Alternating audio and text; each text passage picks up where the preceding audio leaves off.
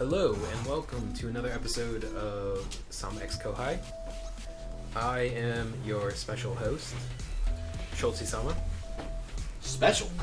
And to my right, or no, my left over here. Is it your left? Who knows? Are you facing yourself? Yes. How does this even work? This is a mirror, right? We live in a mirror world. Yeah, there we go. I didn't know you were that special.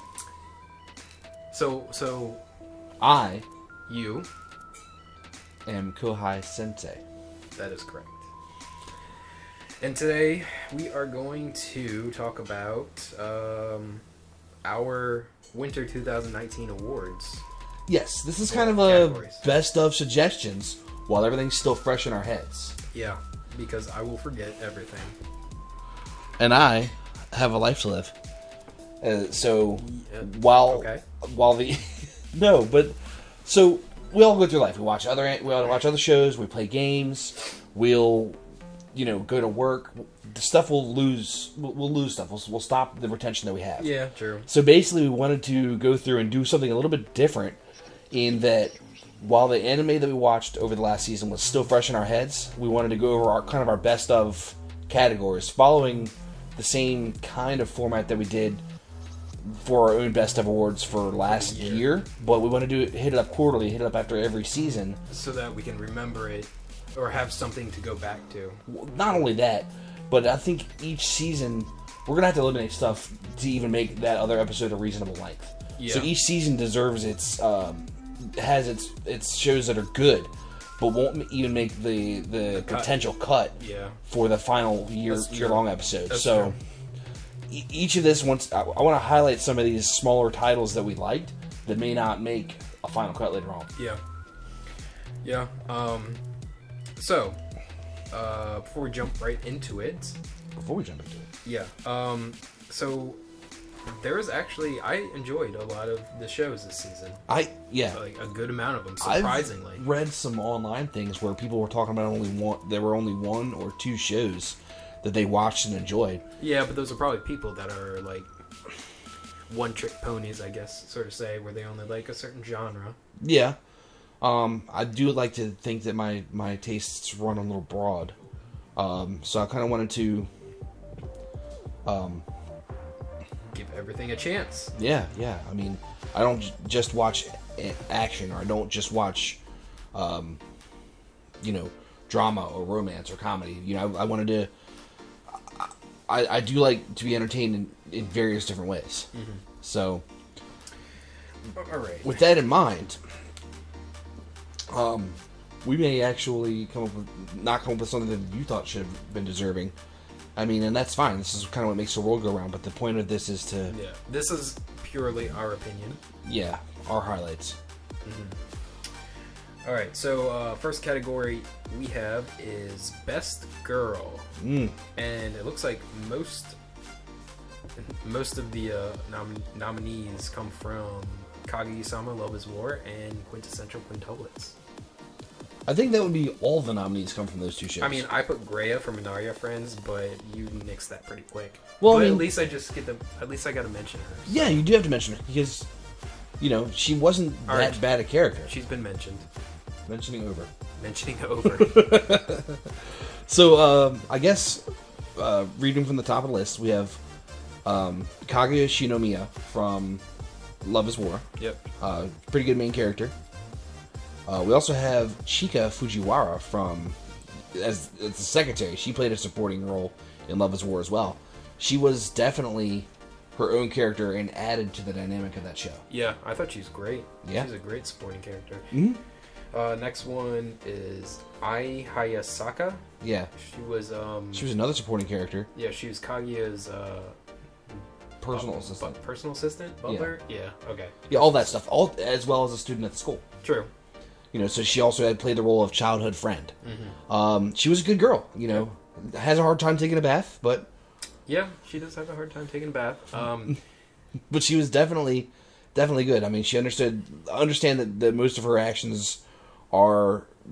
She's not only being a friend to Kaguya-sama, she's also an employee of it. So that can kind of tilt her actions to be more one-sided towards helping Kaguya out. Mm-hmm. But she also did things that she didn't have to do. Mm-hmm. So, yep. The next group of girls are all from quintessential quintuplets, and it's basically all the quintuplets. So, well, that's, I guess in Raiha. That's your opinion. Raiha? Sure.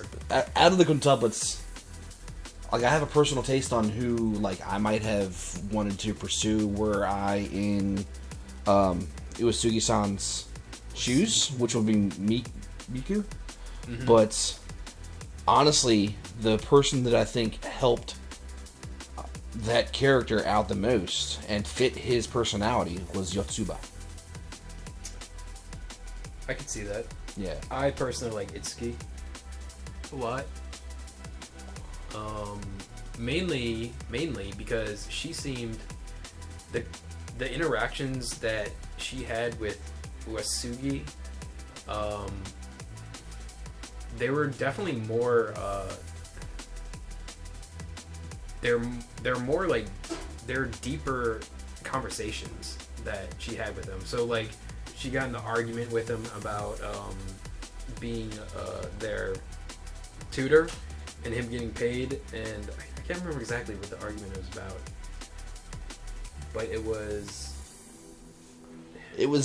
less about she wanted him to be around for like their sakes, not just because of his job, right? But she wanted to like have him around to be a positive influence on her sisters. Yeah, and that kind of helped him grow a little bit because he was.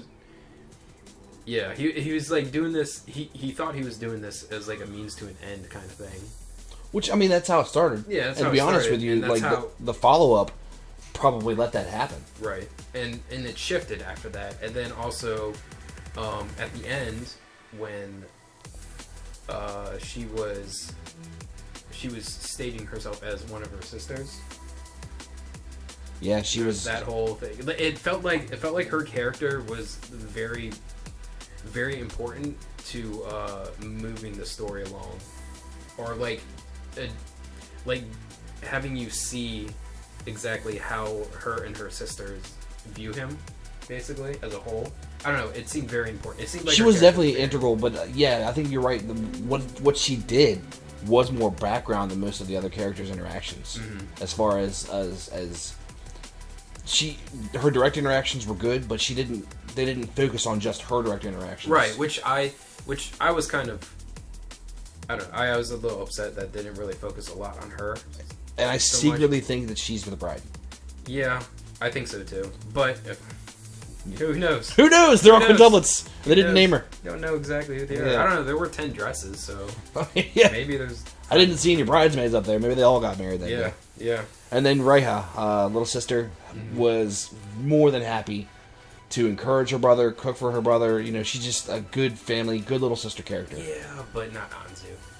No, I mean, like not even close. Nobody in the history of anime that I've seen has come to Anzu's standards. Like that is the bar right there for best sister. Oh my god, that is the bar. Like if we were to have a lifetime award, dude, she's so last season. Sure. I'm not over Anzu though. Yeah, neither am I. God, I wish I had those memories. Upset. Yeah. All right, so. Okay. We're not choosing. We're not choosing. We're not choosing because I really like Chica. No, we're not gonna choose. We're not gonna choose. Fine, whatever. All right, you just want to move on then? I can't choose. So yeah, I kind of do want to move on.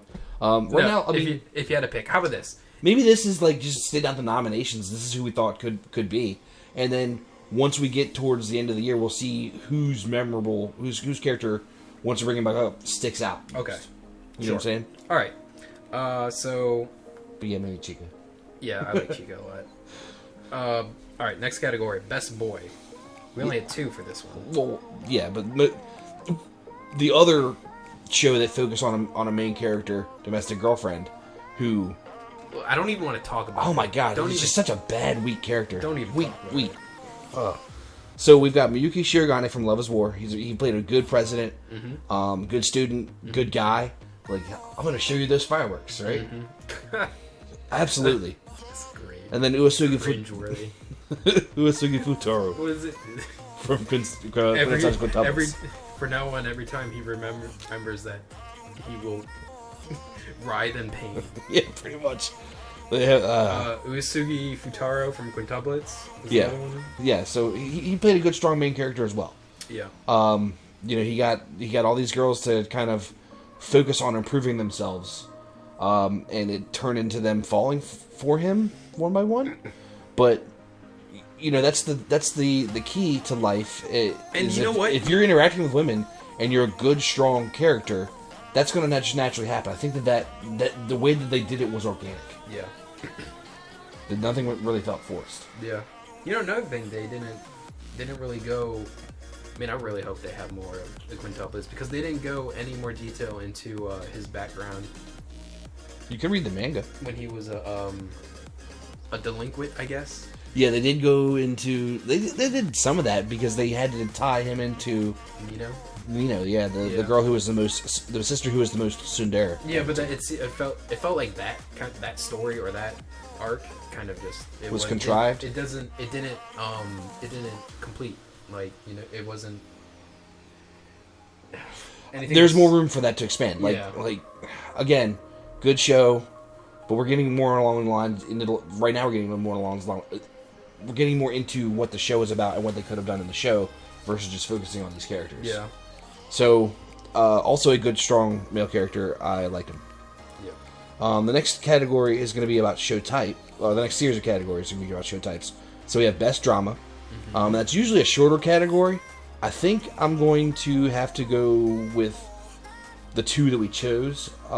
They're definitely of different dynamics. Like Promised Neverland, it's a drama, yeah, but it's more like a horror psychological drama. Mm-hmm. And while you could say the same thing about Boogie Pop would be more along the lines of a psychological horror. Wow. Deep, right? Blown. But there weren't any other shows that were just, you know, a story that was told. You know, that were good dramas. Yeah. Yeah, I'd agree with you. I mean, there was another one, but we're not going to talk about it because it was so degenerate. Garbage. Yeah. Trash. Garbage. Yeah. I mean, I can't even. When I really can, but I don't want to. Yeah. Next category is best comedy. Mm-hmm. Quintuplets and Love is War. Yep. Both of these shows kept me. I laughed pretty much every episode. Oh yeah. They kept me engaged. I enjoyed myself. The jokes weren't over the top like slapstick. They weren't stupid. Mm-hmm. And I really enjoyed the comedic factor of both of these shows. Yeah.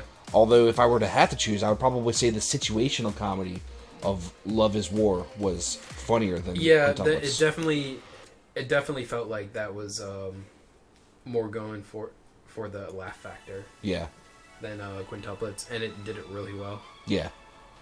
So that's best. Those are the best comedies, but yeah, I think Love is War kind of edges out quintuplets in comedy. Yeah, I think so. Best action. Honestly, one for that. Well, there could have been a second one if it didn't extend into the next season. Yeah. But the second one that didn't extend into the next season probably would have won. I mean, if it's not going to end in the next season, so it's actually, you know. I mean, can we just say what it?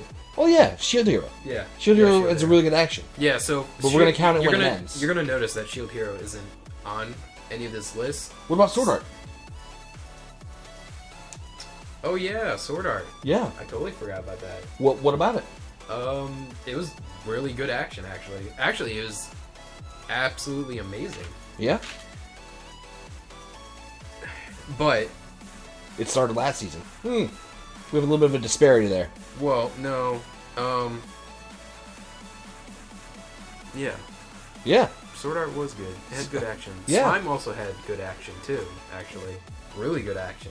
I wasn't really a fan of the show overall, and I didn't really see much of the action. I think it was more of a drama than anything else.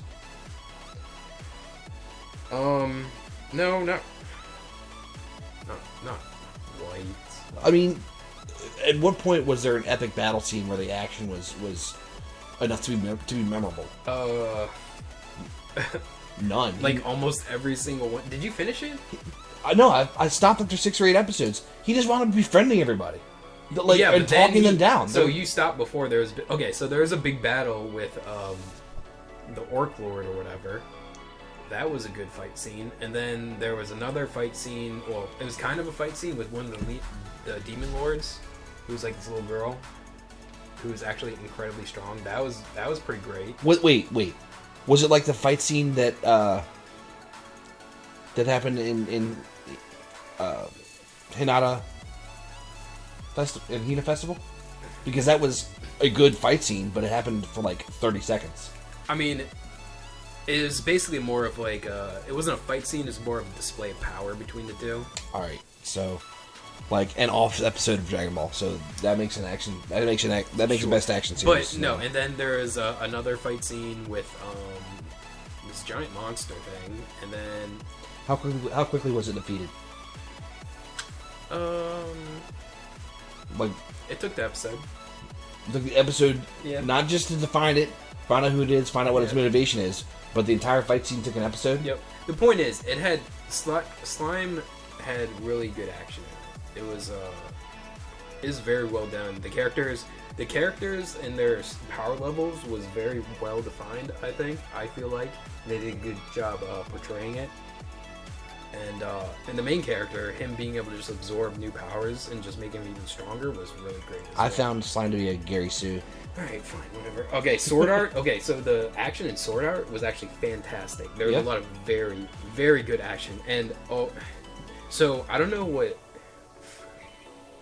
Sword Art does this thing... So in Alicization, Sword Art did this thing where when it does kind of like an explosion type of thing, they make it sound like, so it's like if it was coming out of, if it's an actual recording of an explosion and it kind of has that little crackle a little bit, and it just, this noise that they added with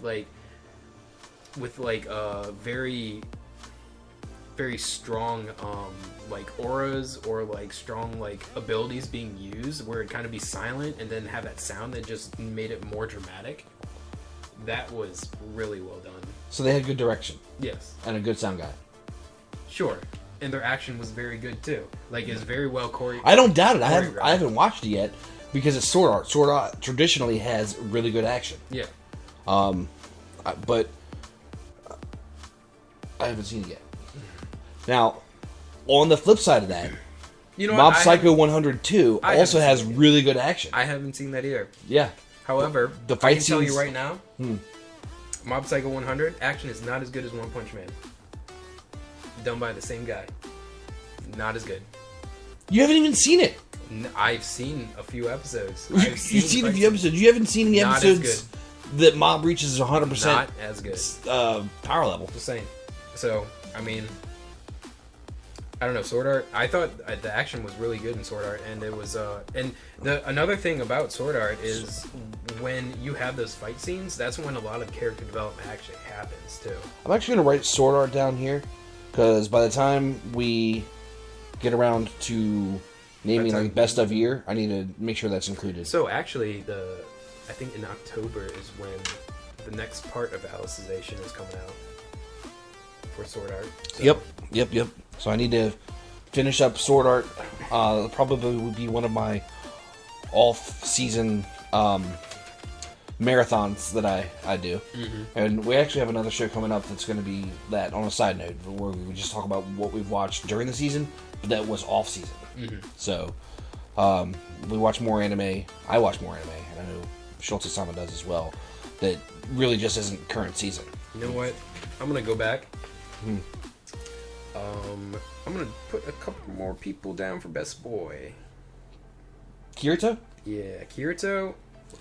And actually, I'm actually gonna write Kirito down as a question mark. I'll make the decision once I watch it. Question mark. While you're doing that, and then his friend. I forgot his name though. Kirito's friend, 10-4. It was like Eugene or something. I think it might be. I think you're actually right. The next category is Best Romance.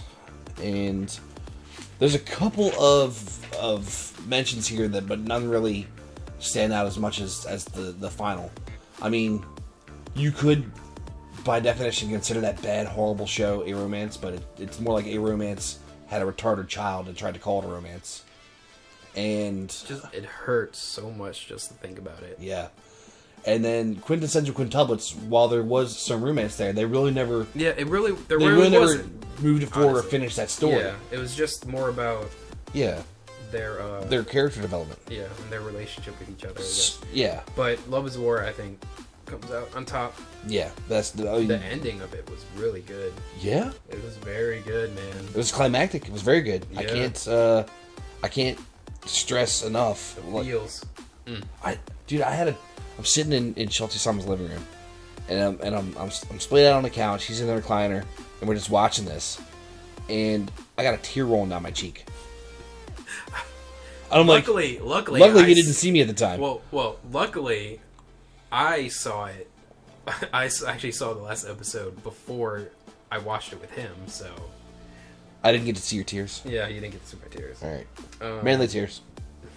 All right, best score. Honestly, this is gonna be like a show that I really couldn't get into, but a score is a score. Mm-hmm. So and it was good. It was good. Wiz did have a good score. Like, yeah, it did. Like in-show music was actually decent. Yeah, it was good. One would hope it would be so for a show based on, musical battle magic. It's unique too. It was. So, definitely something to consider there. It's really good score. However, I'm more partial towards Minari Friends. I'm going to agree. Because I enjoy that soft piano. The soft piano played real well. Oh, yeah. With the character, not only like the characters' relationships with each other, but as far as the aesthetic of the show. Yeah. It had a very, very like old type European aesthetic to it in the clothing, the dress, the architecture, and when you add the piano to all of that, as well as the characters' relationships with the piano, it just brings it all together. Yep. And it actually, during the show when they had the piano play, there were softer parts and it matched that, and the piano play actually rose to a crescendo and climax during other times of the show. I think that it fit really well. Yep. It wasn't just like one dimensional; it was multi-dimensional. Yeah. So, Minari Friends, really good score. Yep. All right, best opening. This category is pretty full. This is a hard category to try to win for the season. Yeah. Because there was a lot of good opening credits with animation as well as music quality. Yeah. So, you want to start off here? Yeah, I'm gonna save the first one for last right now. Love is War. Love is War had a really good opening credit theme. The song was good, and the animation matched the theme of the show very well. Yeah, it had a James Bond kind of feel to it. Yeah, I kind of want to say that it was like Big Band meets Soul. Yeah, it was good. Yeah, had the like silhouettes and stuff and everything. That was pretty cool. Yeah. Promised Neverland. Promised Neverland did have a good opening credit sequence. Yeah, band is pretty good. I like their music. Yeah. Quintuplets. Oh my God, Quintuplets! I think the opening for Quintuplets has got me hooked on J-pop. Yeah. If that's what J-pop is, I'm a fan. If that's what it takes, I'm okay with it. Yeah, like I'm not a super fan of a bunch of girls just singing, but I can just imagine myself watching five, I don't want to like seem like a weeb or a perv, like high school age girls, but like five younger women, they could be actual legal adults and everything, just going through and singing this song and matching all the parts together on a stage. And honestly, not only was the song good, but the opening actually showcased each of the sisters really well too. Yeah, you got a good impression of their personalities from body language. Yep. As well as like the first lines of the song, each of the sisters is actually saying to the main character what they call him. So yeah, they're all different. Yeah, they all refer to him differently based on their relationship to him. So yep. it's very dynamic. Very dynamic. Boogie Pop opening. Also really good. It fit really well with the show. Mm-hmm. The song was pretty good too. Yeah, but I have to say while the song was good, probably 7, 8 out of 10, the animation of the opening sequence really plugged into the show. Yeah. Yep. Yeah. So. Dororo. I really like that song a Yeah. lot. The opening for Dororo song. And it's the quality, the animation quality too, was really well done, and everything for the most part syncs up with each other too. It meshed really well. Is very well done. Yeah. But my favorite opening It's from the worst show.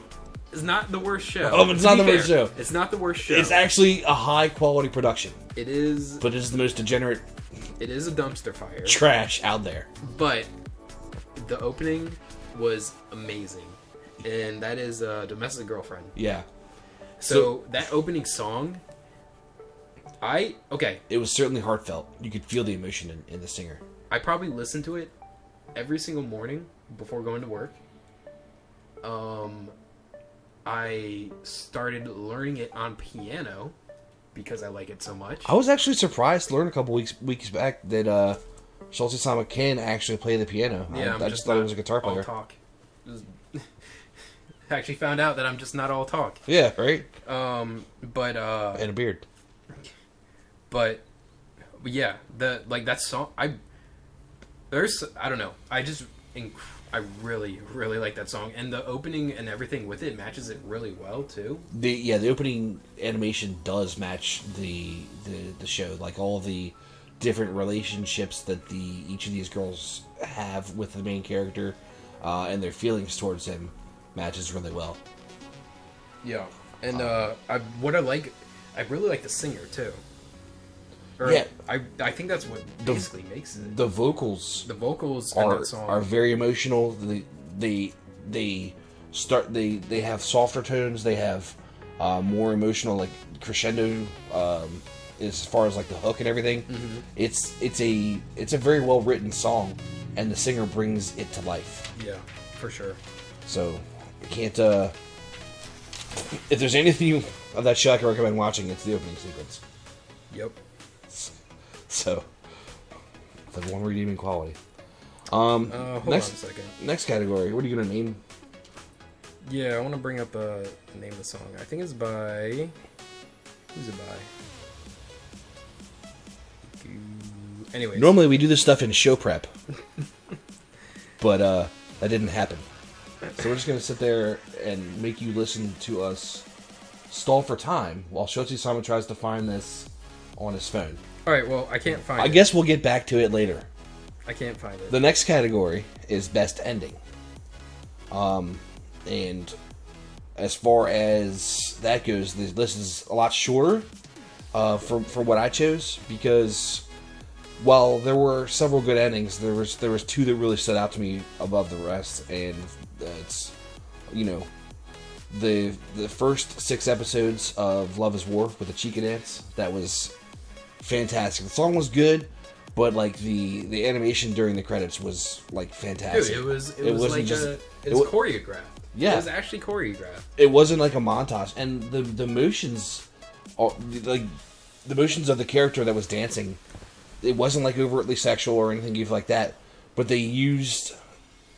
she moved the way a human would move, right? So they it's almost like they used mocap to capture an actual human dancing, and then just animated this girl on top of it. It was actually good. Okay, I got it. And then Boogie Pop was also had a really good closing sequence of songs.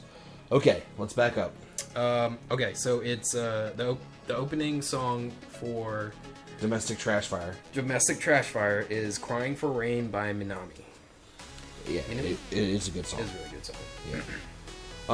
But yeah, the Chica dance, I think it's better than Boogie Pop. Honestly, I'm not really a fan of a lot of endings. They aren't memorable to me for the most part. They really have to like get me or hook into me. And for some reason, the Chica dancing at the end and singing that song, I can't forget it. I don't know why. Maybe because I like her character so much, but I think it's really well done. Okay. It's definitely different than what I've seen before. Because I remember the first time that I saw it, I honestly thought that it was Part of the show? part of the show, yeah. Yeah. I did too. I was like, what is she doing? She's just dancing. I know. During the credits. That's fine. Yep. Yeah, no, it's good. Yep. Best animation. So, for this one, we have... This is best animation quality. Oh, yeah. Best animation quality. Excuse me. So, we have Domestic Girlfriend. Which, that show had a high production value. It had, yeah, it was very well animated. Minari Friends. Which, again, it basically had the budget of a full show, but it was short form. Well, that's my opinion. Yeah. You know, but I want to talk about that. I mean, Okay. You know, for sure, like, even in the first shot, I could tell that from what you warned me, like, the animation quality is great. And I just watched this today. So it definitely is fresh in my mind and stands out. Essentially, the animation quality, not just in the lighting, not just in the character movement, the battle there was a couple battles in there. That was good. The spell casting was smoothly done. But just the backgrounds of where the character settings were. Yep. Yep. It had a feel to it. It had a look. It was all seamless. Dude, like the library. The library, you kept saying, why is this library is like out in the open? Everything's opened up to the elements. That'd be terrible for the books. And then I'm over here like, you know what? And it would be because there's a flipping pool in there. But that's a library you'd still want to go to. I mean, yeah, absolutely. I wouldn't want to keep my books there. It'd be an amazing library to go to. Yeah. I mean, they had different rooms in the library, each with their own different setting, different furniture styles, but each of it fit in with the overall aesthetic of this school. Yeah. The backgrounds were really well done. There was no background in the series where I could look at it and point out and say, okay, this is one that they were cutting corners on. Mm-hmm. They were all highly detailed. The shadows were done correctly, and they were consistent as well. So, you know, when you got when the camera backed out, I guess, and you got the whole shot of it, of whatever the scene was, once it zoomed in to focus on a character, you saw a different angle of that same background, and even some further background, like across a courtyard and stuff that you didn't see in the one angle. They really spent a lot of time animating this and put a lot of effort into it, and that kind of makes my next nomination for best animation quality not stand out as much. But I also like the animation quality for Dororo. The action sequences are well drawn, and the backgrounds, while not as detailed, still have their own aesthetic, and you have this feel that you're in the feudal era of Japan. Yeah. So, I mean, it's worth mentioning, but it's not as good as Minari Friends. All right, next one is best character design. Yeah. So here we had Boogie Pop. Yeah, and there were some original characters, original costumes in there, but most of them was like typical schoolgirl. But as far as like your extra characters, they each had their own kind of unique aesthetic to them. Yeah, they did make so they made the characters fairly plain looking, but there's something about them that kind of stood out for a lot of the main characters. Well, yeah, or a lot of the. All of the faces were different. Yeah, they were actually. They placed the eyes not only in different sizes but different distances apart. The eyebrows played a big role in one eye was higher than the other in some people. Well, I mean, people aren't born perfectly. I know, right? But mouths had different widths and things of that nature. It wasn't just hair that was the difference. You have a generic template where insert girl face X and insert defining characteristic of hair. The faces were drawn differently. And the difference between Boogie Pop and the girl who Boogie Pop inhabited was actually very massive, which is mostly, I think, because of the voice. The voice acting was differently, but you also got to look at the posture. The posture was different too. Yeah, it seemed like Boogie Pop's posture was a lot straighter, I guess. A lot more erect, yeah. And the way that she moved was also different. It was like a different personality entirely. Yeah. In the same character form. More confident, really. Mm-hmm. Yep. So that stood out. And then also, we got to mention quintessential quintuplets. Yeah. I mean, it's quintessential. It is quintessential. That we mentioned quintessential quintuplets. Yeah, but their character design, that was actually really, really good character design too, because, you know, they had to make the quintuplets different in some way, and they did a good job in making them different. In nearly every way. And honestly, there are actually parts in the show where some of the people couldn't tell them apart, and I was like, what? What do you mean you can't tell them apart? Yeah, they're like, exactly. This is X character, right? Yeah. But then they also fooled with you by making some of the girls be in situations where they were disguised as another sister. Yeah. And while the faces were the same, they did more differences than just the hair. They had different postures, different ways they walked. They had different, not only hair and some accessories, but even when they were all in school uniform, they all wore that uniform differently. Mm-hmm. Oh, yeah. Yep. So, that is important, I think, in character design. You could, just at a glance, and not even have to tell the hair, really decide to tell which character was which. Which I thought was important, especially when dealing with identical quintuplet characters. Yeah. So, yep. Good design, good job right there. So, our last category is kind of a taste or acquired taste thing. So we have best overall, and I wrote down 3 different names, and Schultzie-Sama also wrote down 2 different names, right? But I'm gonna do 4. One of the ones that I wrote down, he didn't watch. Apparently, he's too good to watch these shows. I mean, I just like good shows, to be honest. But that's my opinion. Mob Psycho 2. That's my opinion. Mob Psycho 102. You have to. I mean, watch. I can understand why you would like it. I'll probably. Without watching it, I don't even know if you can come close to comprehending. Okay. The how about I do watch it and just crap on your opinion, anyways. I mean, if you're gonna do that for the sake of doing that, why don't you just drive a blue Subaru SUV, right? Whoa! That's too real. Too real. Man. Too real. The other one was I really like Love Is War, quintuplets, and actually I put on Sword Art too. Sword Art Online was actually really well done. However, the only drawback that it has is that the arc didn't finish. Which is coming up in October. Right. Yeah. Now, that being said, the 3 that I wrote down was one that Schultzie-Sama didn't watch, Mob Psycho, so I gotta watch SAO Alicization. But we actually kind of agreed on Love Is War and Quintessential Quintuplets as being runners for the top show. Yeah. I mean, again, this isn't a show where we're voting or this isn't like a best of, but this is more along the lines of making sure that everybody that we would have nominated actually gets some recognition for when it comes time to do the year long. Yeah, and I also want to mention again, Rising of the Shield Hero is not on here because it hasn't finished yet. Well, I made that point. Neither is SAO. Technically it is. Yeah. But technically not, I guess. And also, so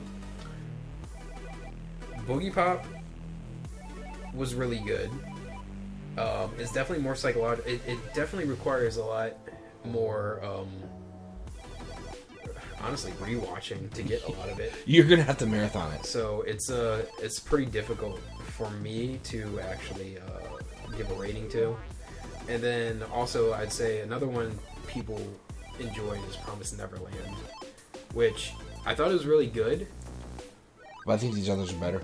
Yeah, I as like completing a story and having like a full experience. Yeah, and sort of like not leave. Well, I guess to be fair, Quintessential Quintuplets kind of left it pretty open at the end. But but they made an effort to close it with showing you 10 years later. Sure, yeah, but yeah, so like.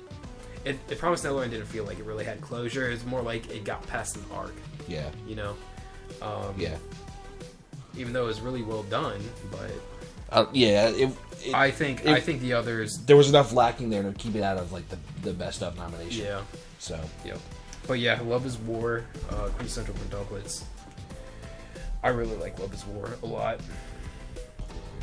Me too. And quintessential quintuplets I also like.